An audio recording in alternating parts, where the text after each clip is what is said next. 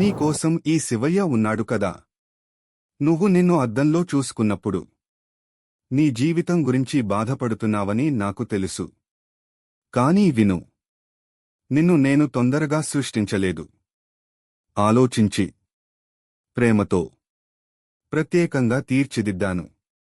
నీ జీవితం లోపం కాదు, అదే నీ గుర్తింపు. ఈ లోకంలో అందం అంటే ఒకే రూపం కాదు, నిన్ను నువ్వుగా చూపించేదే నిజమైన అందం. ఎవరి మాటలు నీ మనసును గాయపరచినా నన్ను గుర్తు చేసుకో. నువ్వు నా సృష్టి. నీపై నాకు గర్వం ఉంది. నిన్ను నీవు ప్రేమించు అమ్మా. నేనున్నాను ఎప్పుడూ నీతోనే.